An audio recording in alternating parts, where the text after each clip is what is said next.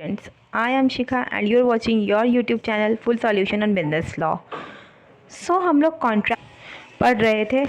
We are studying about Indian contract act और most of the topics हमने कर लिया था. आज हम लोग एक नए टॉपिक को कंटिन्यू करेंगे, that is offer and acceptance. As you know, offer is also known as proposal. Okay, offer और proposal. So proposal and acceptance. As you all know, proposal and acceptance are the basic for making agreement. ये fundamental है agreement के बनने का. जब तक कोई propose नहीं करेगा what they want to do, they want to sell the house. Mister A जब तक प्रपोज नहीं करेगा कि ऑफ़र नहीं देगा that he want to sell the house, और मिस्टर बी एक्सेप्ट नहीं करेगा उस ऑफ़र को, तब तक उनके बीच में एग्रीमेंट नहीं बनेगा. For making agreement offer and acceptance are needed. Next, जब तक एग्रीमेंट नहीं बनेगा तब तक कॉन्ट्रैक्ट नहीं बनेगा.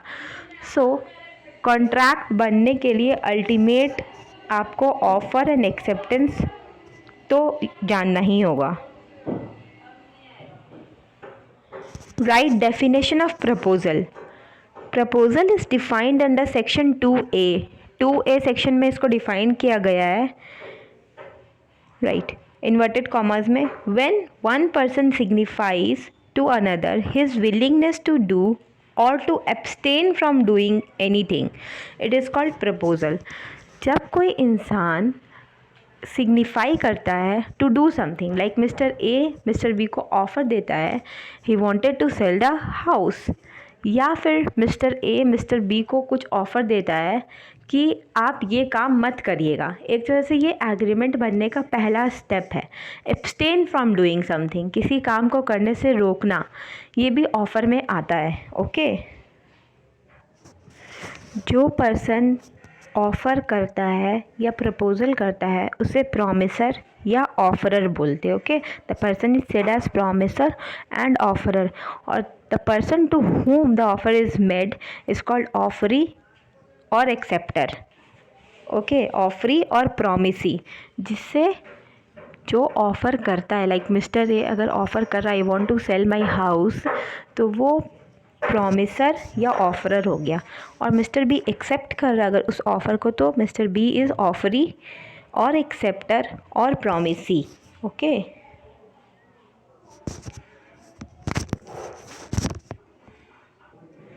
प्रपोज़ल या ऑफ़र के कुछ कैरेक्टरिस्टिक्स है.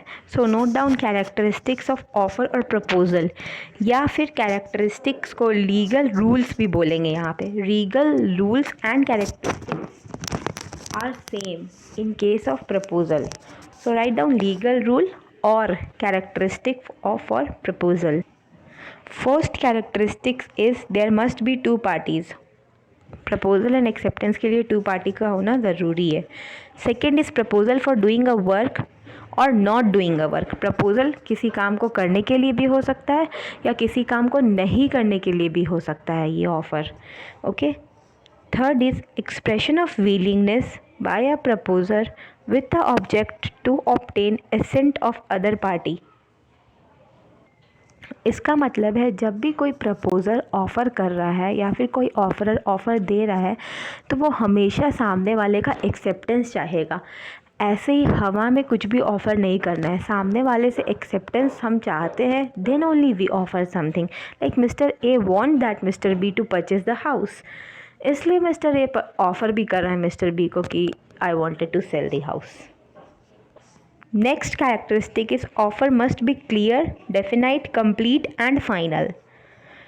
Next is creating legal obligation. Offer हमेशा legal obligations create करने के लिए बनाया जाता है.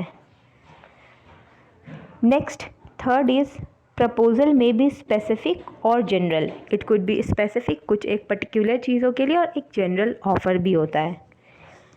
Fourth is communication of special condition of a proposal. जो भी स्पेशल कंडीशंस होंगे प्रपोज़ल का, उनका अच्छे से कम्युनिकेट करना ज़रूरी है. If A says I want to sell the house to B, और मान लेते हैं कि हाउस के बाहर गार्डन भी है, तो वो गार्डन में जो भी प्रॉपर्टीज़ है उसका, जो भी पेड़ है, जो भी फ्रूट्स हो रहे हैं, मान लीजिए वो फ्रूट्स को बेचता है अपना बाज़ार में, तो वो भी एक कम्युनिकेट होना चाहिए between mister A and B कि उस सब प्रॉपर्टी का क्या करना है। तो there should be clear cut communication. Next point is request and not order. Offer is always a request, it is not an order. Next is proposal must be made view to obtaining assent, जो पहले हम लोग देख चुके हैं। Next, communication of proposal is very important. Next characteristic is proposal में B expressed और implied. Next characteristic, invitation to make proposal is not a proposal. अब एक वर्ड है invitation to make proposal and proposal, these both words are different. For example, government tender निकालती है अलग अलग चीज़ों के, लाइक रोड बनवाना है या कुछ गवर्नमेंट का ब्रिज बनवाना है, तो उसके लिए टेंडर निकाला जाता है। जब गवर्नमेंट टेंडर निकालती है तो वो प्रपोजल नहीं निकालती है, वो ऑफ़र नहीं दे रही है लोगों को, बट वो इन्विटेशन टू ऑफ़र दे रही है, लोगों को इनवाइट कर रही है प्रपोजल के लिए कि आप कितने पैसे में इस रोड को या इस सड़क को बना सकते हैं। So that is called invitation for offer. लोग ऑफ़र करेंगे गवर्नमेंट को प्राइज़ अपने, पर गवर्नमेंट क्या कर रही है, इनवाइट कर रही है टू प्रपोज। तो जैसा कि हम लोगों ने देखा प्रपोजल क्या होता है, सेक्शन 2A में ये कैसे डिफाइंड होता है, इसके कैरेक्टरिस्टिक्स देखे। Now we will see the acceptance. What is acceptance, what are characteristics of acceptance. Right, acceptance is defined under section 2B। A proposal or offer is said to have been accepted when the person to whom the proposal is made signifies his assent to the proposal to do or not to do something. So very simple है, जब भी proposal मिलता है, जब भी offer मिलता है किसी को, उस ऑफ़र को एक्सेप्ट कर लिया जाता है, तो that is called acceptance. Like mister A offers to sell the house to mister B, और मिस्टर बी ने एक्सेप्ट कर लिया ऑफ़र कि हाँ मैं इस घर को ख़रीदूँगा, that is called acceptance. Acceptance की भी कैरेक्टरिस्टिक्स होते हैं और रूल्स रिगार्डिंग एक्सेप्टेंस होता है। So legal rules as to acceptance और characteristics are same. So number 1 characteristics is absolute and unqualified acceptance होना चाहिए। मीन्स एक्सेप्टेंस करने के टाइम पे कोई भी कंडीशन पुट नहीं करना चाहिए कि this offer is I am accepting, तो ये मेरे पास कंडीशन है। नो, एब्सोल्यूट, जो सामने वाला ऑफ़र कर रहा है वो ही एक्सेप्ट करना है। Next is acceptance must be in accordance to prescribed manner. जो मैनर है, जो लीगल रूल में स्पेसिफाइड है कि हाँ इस हिसाब से ये चीज़ है, जैसे वो मिस्टर ए घर बेच रहा है, 2 लाख में बेच रहा है, उसकी प्रॉपर्टी यहाँ है, जो भी स्पेसिफाइड है उसी तरह से ऑफ़र को एक्सेप्ट करना है। Okay. Third is in the absence of prescribed manner acceptance must be in usual and reasonable manner. अगर कोई प्रेस्क्राइब्ड मैनर नहीं है, पार्टीज़ किसी एक फॉर्मेट में रेडी नहीं है, मतलब कोई एक प्रॉपर बना हुआ फ्रेमवर्क नहीं है, तो जो एक्सेप्टेंस है वो यूजुअल मैनर में होगा, जो जनरली डिफाइंड है कॉन्ट्रैक्ट एक्ट में। Okay. Next characteristic is acceptance in prescribed time. अगर ऑफ़र एक्सेप्ट करने का कोई टाइम है, हर एक ऑफ़र का एक प्रेस्क्राइब टाइम होता है। अगर मिस्टर ए मिस्टर बी को प्रेस्क्राइब टाइम देता है कि I want to sell the house, 2 साल का टाइम है, अगर तुमको लेना है तो ले लो, तो मिस्टर बी इसे एक्सेप्ट करेगा इन विद इन 2 ईयर, तो ही एक्सेप्टेंस माना जाएगा।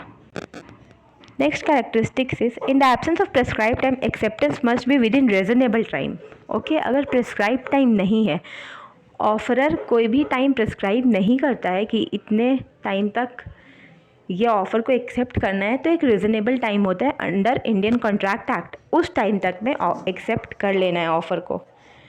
Next characteristics is acceptance before the expiry और lapse of proposal. Acceptance proposal के एक्सपायर करने के पहले होना चाहिए। अगर प्रपोजल लैप्स कर जाता है उसके बाद एक्सेप्टेंस का कोई वैल्यू नहीं है। Next is proposal must be accepted to whom it is made. Proposal वही एक्सेप्ट करेगा जो एक्सेप्टर है।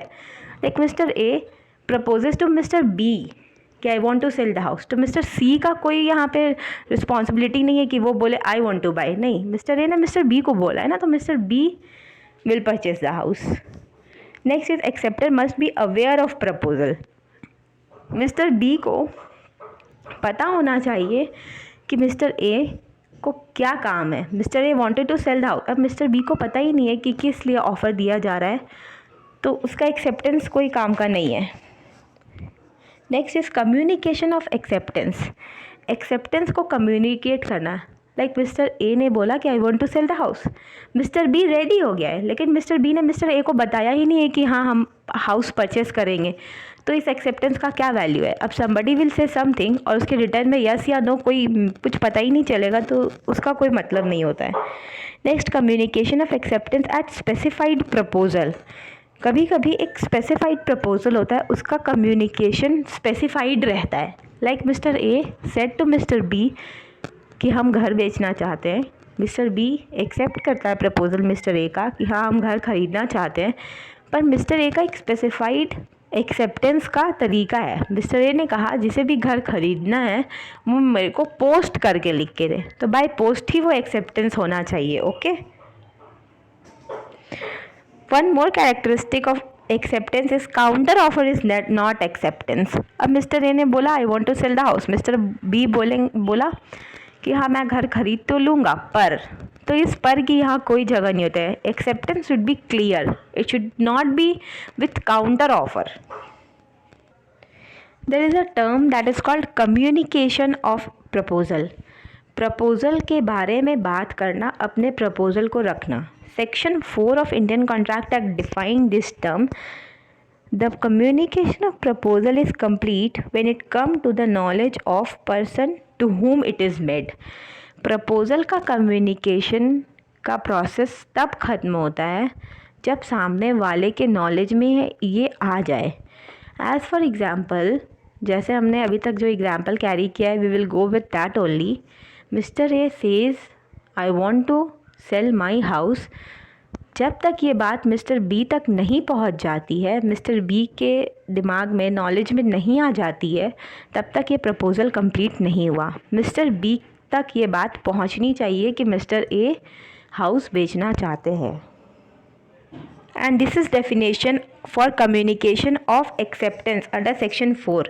Communication of acceptance is complete as against the proposer when it is put in course of transmission to him. जब acceptance हो गया है, mister B accept कर लिए कि हाँ वो परचेस करेंगे हाउस, तो ये प्रपोजर को पता चलना चाहिए कि हाँ मिस्टर बी ने ऑफ़र एक्सेप्ट कर लिया है. So as to B to power acceptor and as against the acceptor when it come to knowledge of proposer.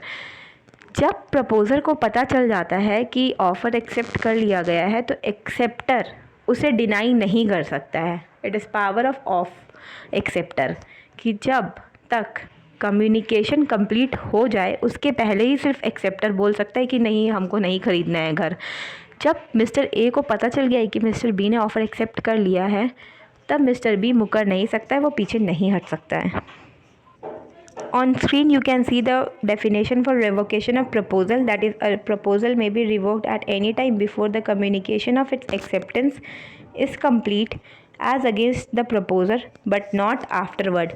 It is defined under section 5. Okay, section 5. उसी तरह से ये revocation of acceptance का definition है. Write down this definition in your copy. Most important topic now, modes of revocation or lapse of proposal. There are few modes of revocation. कैसे proposal and acceptance ख़त्म होता है. First is by notice of revocation. Second is by the lapse of specified time. Third, by lapse of reasonable time. Fourth, by making a counter offer. Fifth, non-fulfillment of condition precedent to acceptance. इसका मतलब होता है acceptance के लिए जो भी condition चाहिए थी वो आप फुलफिल नहीं कर रहे हैं. सिक्स्थ, बाय डेथ और insanity of acceptor. Seventh, by death और insanity of acceptor. 8, by destruction of subject matter. So these all are the modes of revocation. कैसे किसी भी ऑफ़र को रिवोक किया जा सकता है. So this is all about offer and acceptance in contract act. Thank you for watching.